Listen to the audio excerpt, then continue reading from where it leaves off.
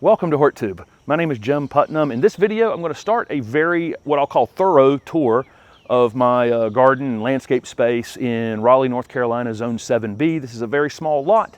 It's been undergoing a very thorough re-landscaping over the last 18 months. There's a playlist on my channel. You can go back and see what it looks like. I'll link it up here in the corner, what it looked like 18 months ago.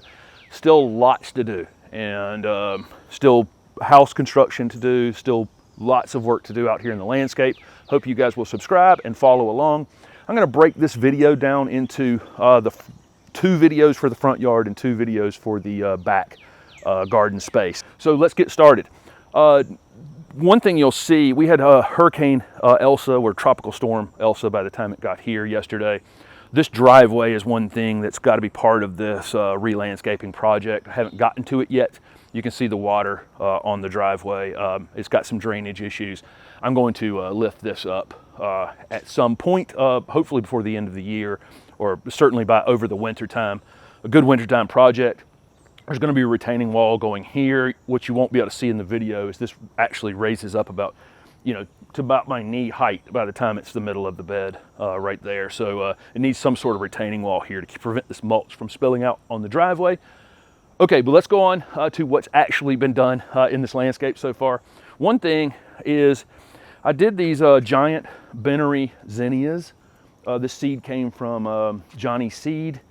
I saw these in Denny Werner's landscape last year. I've got lots and lots of zinnias here, but this one in particular, this giant binary mix, I had to have these. They're kind of doubles, but the center of the flower is still open enough that the pollinators can get in there easily, and they're just all over them all day long. Lots of colors in this binary mix. The plants are very vigorous, as you can see. Stems are very thick. These would make great cut flowers if you wanted, if you're interested in having cut flowers in the garden. They start a little bit slow, and then boom, really kind of amazing.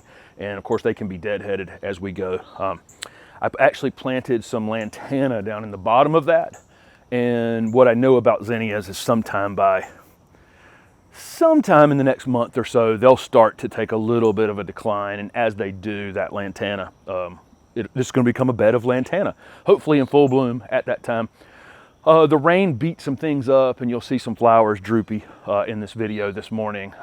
This Calibrachoa being an example of that. This is a beautiful Calibrachoa, little ground cover annual that's in this spot, but you can see the flowers really got beat up overnight. Eventually this whole space will be covered in those. It's going to be another week or 2 before they're completely filled in, and hopefully we don't get another 5-inch rain on them. Although I did not, the rain was great. It's hard to, but you can't really buy an all-day rain here in North Carolina in July, so rain without the wind was kind of nice. The next thing up is Clethra. This is a native shrub to the southeast United States. It's actually super cold hardy. Most people watching this video can actually grow Clethra. I actually purchased what I thought was 3 ruby spice Clethra, which is the pink one that you're seeing. The white one is, I think, a hummingbird Clethra, which I grew at my nursery in the past. Great plant. I kind of knew when I planted them that the foliage color was a little bit different on the hummingbird Clethra than the ruby spice. It's a little bit darker. The foliage is actually a little bit thicker, honestly. And again, I wanted 3 pinks, ended up with a white and 2 pinks. Don't know what I'm going to do with this. Hummingbird tends to grow a little more low and wide, and you can see that happening right there. Ruby spice tends to be upright and vertical. In this landscape, I kind of need upright things because I just don't have a lot of space. Great thing about Clethra is just how many pollinators are on this plant over the course of a day. You can see the bees on them now, working them early in the morning. Flowers are still kind of wet, but these These flowers just have copious amounts of nectar because you'll see so many flying insects over the course of a day hitting the same flowers over and over and over again. So just amazing. Also, blooms in the middle of summer. How many shrubs do you have at this point that are still blooming mid to late summer, especially in the south, where most of our shrubs bloom out by June, honestly, outside of hydrangeas. Next up is this, what is going to stay an annual bed. So in the wintertime, this space will be annual bulbs, which for me, tulips are annuals here, and pansies and snapdragons. And in the summertime, it will be some sort of hopefully new creative mix of things, if you can find, interesting things to put together. On this edge, I had Melampodium here last year, this yellow flowering annual, and does fantastic. This is one of the best, easiest annuals that you'll ever grow. Problem is, it seeds itself like crazy. You can see right here along the driveway edge, this has been pulled over and over and over again, and you can still see it coming back. The rest of this annual bed, and we'll show both sides of it as we go around. There's some Coleus here. This is a red foliage variety and a yellow one. This is out in so much sun, that yellow one really struggles a little bit early on in the summer. It seems to adapt to it, and it already has, and the new growth is coming out looking better already. But the red one seems to really thrive out here a little better. The orange and the white zinnias here are part of that Profusion series. See how compact they are, and see how different they are, honestly, than those giant benaries that we saw up at the top of the bed. But these just require no maintenance. If you can find any of these in this Profusion series, you just plant them and kind of forget about them. If you keep the weeds away from them, fertilize them a couple times during the summer, just nothing to do on them really. There's some vinca in this space as well, and some marigolds, and some Coleus, or celosia, I'm sorry, right here. Of course, the celosia, the pollinators absolutely go crazy for. And then there's a salvia here. And so really all day long, this is absolutely covered in bees and other pollinators. The plant that's right behind this is a beautyberry. This is another native shrub to the southeast. I got this one from Buddy Lee. You can see the pure white flowers on it. Bees love these flowers when they're open. There's one resting on there from overnight, but the bees will work these flowers pretty hard, and then the berries will form, and this is a white berrying variety. One thing that's kind of interesting about this particular beautyberry is what we see now with most plant introductions. You find a plant that's exactly what you were looking for: compact, flowers heavily, the perfect color, the perfect everything, and then we take cuttings on them, or a tissue culture lab takes them and produces them. And so what you get is clones of the same plant, okay? What Buddy did with this beautyberry was he actually picked about 30 different ones that he liked from the group. So there's actually some biodiversity in this group. And so it's not all just clones. And so they're still able to cross, they're still crossing with one another and creating interest, creates a little more biodiversity in the landscape. So anyway, really compact variety. You can see how he picked this, why he picked this one. A lot of American beautyberries get 8-10 feet tall. I planted a clematis down in these rocks. These rocks were placed at the base of this fence to make the fence look like it had been here a long time, or the rocks made the rocks look like they had been here a long time. The clematis is just getting started, but eventually it will cover this end next season. But again, it was just newly planted, and I went to stake it up because I did have this much growth on it and broke it. So that was my fault. It's got to regrow again. Coming around this corner, there's a butterfly bush on this corner that I've talked about a few times now. This one's being released next year. This is a white butterfly towers white. There's a butterfly towers magenta also coming. This is a butterfly bush that's super vertical growth habit. Nothing's been done to this butterfly bush to fit it in this 2 foot wide space right here. It's just doing this on its own. Pretty fantastic. There's a Verbena bonariensis right here on this corner. There were some bulbs planted here earlier in the season. And this Verbena will fill up this kind of corner space right here. Another great one for pollinators. This one's also great for birds because when the seeds form later in the season, the birds absolutely love those Verbena seeds. There's a coneflower right here that's it's bent over now because Elsa decided to lay it over. It also laid over some of this butterfly bush and a few other things you're going to see. This one's now 5.5 feet tall or something. I've just let it go because I just wanted to see what would end up happening with it. It's just bloomed like mad. It jumped out of the ground early this year. I don't even think it fully went to sleep this past winter because we had kind of a mild winter. So that got it started early, and it's just gone absolutely wild. But you know, I see them this tall, but I don't normally see them this tall where they're only a year old. So that's kind of the interesting part. I'll leave the seed heads on these. Again, I'm not just planting visually, I'm planting this plant because, you know, the flowers are beautiful. It's a native plant. And then of course for the pollinators, but then I'm leaving the seed as well for the birds later on. So getting a lot of mileage out of it that way. There's a Asclepias tuberosa or butterfly weed. I just had to stand this coneflower back up to get it off of here. But there is a Asclepias tuberosa. This is just a fantastic native perennial that all the pollinators love. Another one that produces just copious amounts of nectar, because you'll see the same bees, the same moths and everything else working these flowers all day long. It's so super, super interesting that it just keeps producing. And then of course this is the host plant for the monarch caterpillar. So in the fall these will just get demolished really quickly by the caterpillars, which is kind of fun to watch. Got more of these in the backyard that have more blooms on them that we'll see in later tours. This is this other Zinnia, this other Benary Zinnia that came from Johnny's seed. Again, big, beautiful.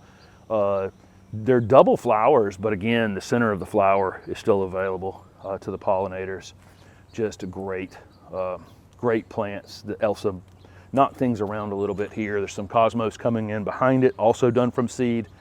There's some leucanthemum right here, Shasta daisies, that usually will take about a year to really get going. So next year they'll be up about this big and in full bloom, and I probably won't have as many annuals at that point. There's 3 Agastache planted here, again another perennial that will kind of take this space over in the future. My plan is, right now I got a lot of annuals. You'll see that as we go around, but perennials have been planted in these spaces and will take this space over given enough time to do so.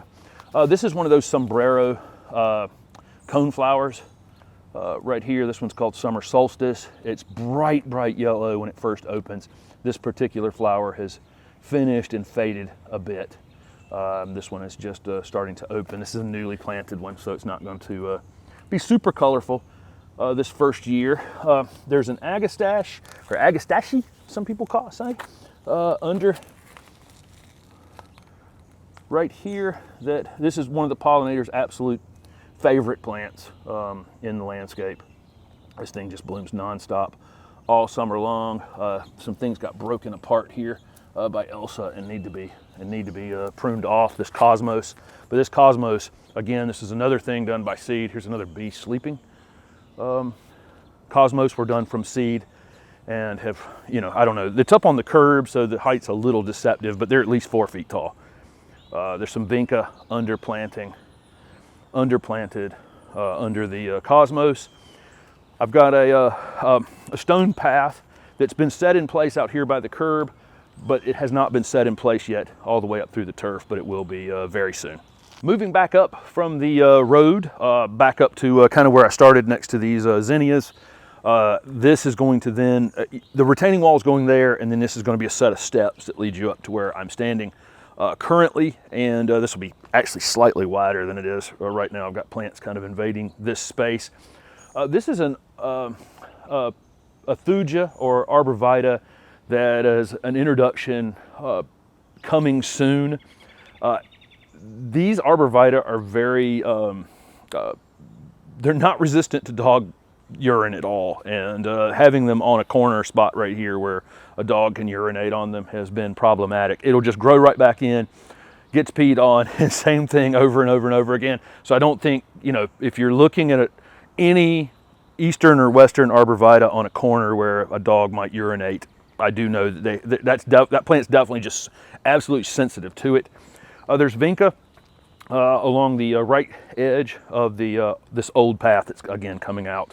And then there's some containers that I planted, some kind of monochrome containers where everything in this container is all yellow, and then everything in this kind of rectangular container was done with this yellow or chartreuse, whatever you want to call it. And then a couple of red items were thrown in there. This is that Everillo Carex. You'll see several places in this thorough tour of this landscape. Just a great addition, a great plant. Almost any of you watching this can grow this Everillo Carex. There's some sweet potato vine in here. Again, this yellow Coleus kind of struggles in the sun early on, and then the new growth is coming out on it. It seems to adapt to it. I don't really understand that.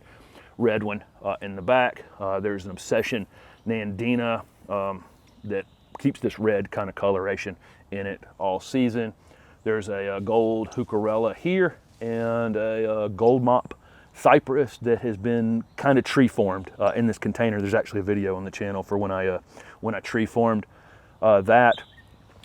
Backing off from there, there's a few containers. These containers were planted last year, and I don't know, this is where they're going. They've continued to sit here, and they look fine, but they probably need a different home. This is a Carolina Sapphire Arizona Cypress. Beautiful, beautiful specimen. I've pruned this in a pruning video not that long ago, and it's already put out 6 inches of growth since I did it. I almost need to shear it again, but it's much fuller now that I've sheared it once or twice. But just a beautiful, beautiful plant.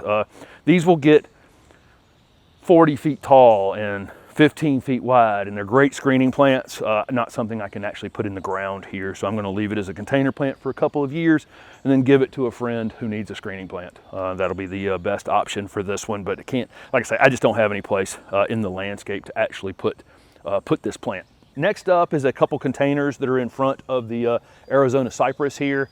One has this Platinum Beauty Lomandra in it. This is a grass that's really not hardy in my area, but we had such a mild winter last year that it survived even in a container, and so I've gone with it this year. I think these Lomandra are worth having, whether you want to plant them as annuals or perennials or whatever. Doesn't matter. It's just a beautiful variegated grass.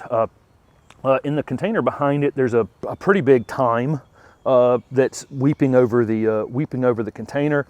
It's in full bloom. I've got a lot of herbs in this yard, and the vast majority of them are really being grown for the pollinators. So these flowers are just pollinator magnets all day. It's always interesting what the bees will actually choose. You know, in the morning, it can be those Clethra over there. In the middle of the day, it could be these Zinnias. Toward the end of the day, it might be this thyme. They just rotate throughout the day on what they seem to be interested in. The flowers seem to produce nectar at different times of the day. This cryptomeria that's in the back of this container, I got in a plant sale from the J.C. Ralston Arboretum. I think it's called Lemon something. I don't remember now, but it's a dwarf. It's a dwarf cryptomeria. It's been in this container for a couple years now. Has a bit of a gold hue to it. Beautiful little plant. I'm not giving it enough space really right this minute, but I think I need to replant it at some point. But it is a neat little conifer in that container. And I probably want a few more dwarf conifers in this landscape. This annual to me right here is called Plectranthus, purple flowering annual that the pollinators absolutely love. Kind of in between flowering right now. It was in full flower, cut it, and now it's flushing back out, and should be back in full flower here in another week or two. There are lots of different Plectranthus. This one's called Mona Purple. I think it's being released like next year. There's a Mona Lavender that's been around for a long time, and other Plectranthus varieties. In front of these two, I put all these stones in this year. I planted 2 Scaevola, which are like little ground cover annuals that are great for the pollinators. Scaevola also makes great baskets. I said that in the video in which those went in the ground, but just kind of flowering machines, little purple flowers on this one, kind of pinkish flowers on that one. Lots of celosia throughout this entire garden. You'll see them in the front yard, you'll see them in the backyard. Hardly anything better for pollinators. And all types of pollinators. You'll see moths on these. You'll see all flying insects. There's two flies. There's a fly there and a fly there on that pink one. There's lots of Gomphrena planted this year. This is a pink, obviously, and a white right here. We'll see some dwarf ones as we continue the tour of the landscape. Also, just amazing for pollinators. Jumping to the other side of the bed, back here behind these Benary zinnias now, there's a dwarf Hinoki cypress planted on this front corner. It's put on about 6 inches of growth already, which has been pretty quick, honestly. That's a super slow growing conifer. Again, there will be more conifers put into this garden over the years. Everything, has annuals planted in between them right now, and there'll be less of that as these shrubs fill in a little bit next year. But I will continue to find spaces for all of, a lot of annual flowers and perennial flowers, because I do love this landscape full of pollinators. This is a nightlight Chamaecyparis, a little round ball, globe shape conifer with new gold foliage on it. This space is full sun pretty much all day. The sun's coming on me right now. Actually, it's actually hard to shoot in this front yard. I only get about an hour or two in the morning.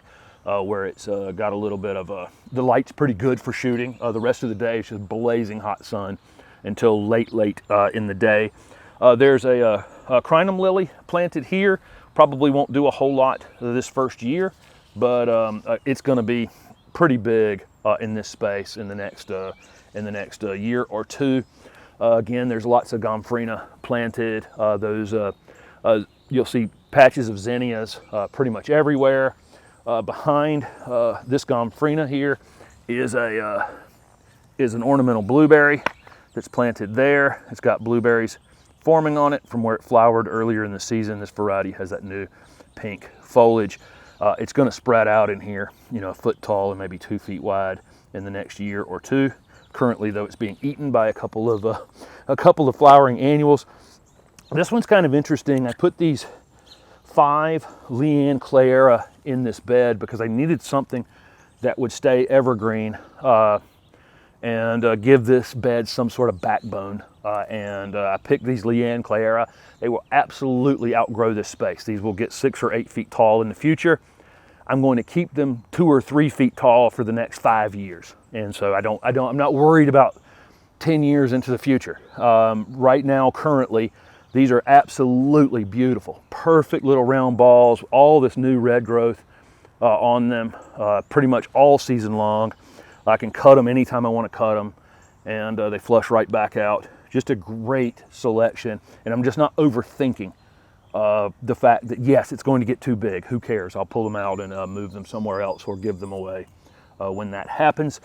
There's some Miss Lemon Abelia planted in front of those, and they are starting to bloom now. This is another great evergreen, really super durable evergreen shrub with variegated foliage. White flowers on it, not so showy on a variegated plant, but the bees certainly find them and work those flowers all day long. Just a great addition, bright, showy, just this color year-round. There are, let me see, the last thing that I'll show you in this bed, I guess, well, maybe there are a couple more. One is this serviceberry. This was the tree that was picked to replace the maple. I've had to stake it.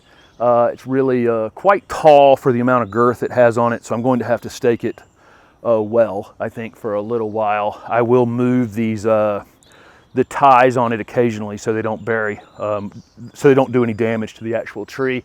But I do have some work to do on it. It did bloom this spring. It did have a few fruit on it this first spring, but it will have more in the future.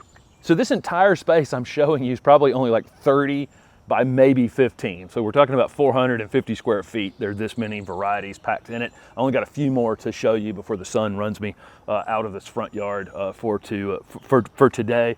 This is an annual Tithonia, or a red sunflower. I think Mexican sunflower is the other name for it. Beautiful foliage, even if this thing didn't flower, but it'll get those orangey red sunflowers on it. And they're already, maybe they haven't yet. They haven't budded up quite yet. Those things like it super, super hot. But again, a beautiful foliage annual. This one, this one Elsa did a little bit of damage to.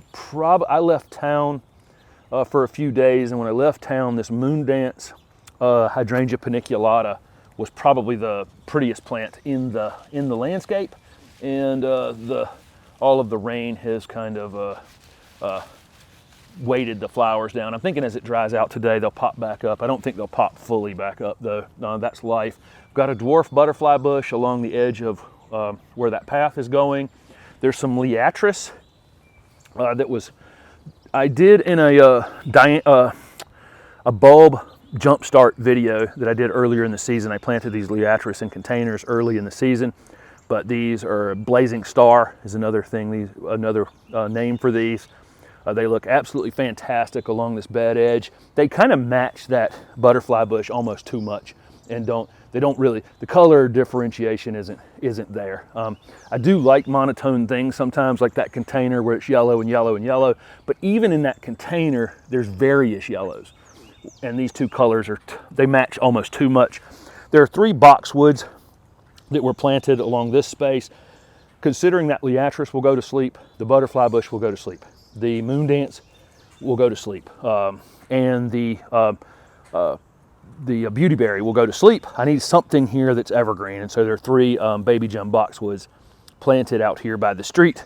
I'll let them get up to about the height of the fence in the future, but I do have an evergreen backdrop out here of, the Abelia and the Clethra and, boxwoods and a few things that will give some structure to it in the winter time. And then of course this bed will be planted with pansies and snapdragons and that kind of thing, and bulbs for the early spring.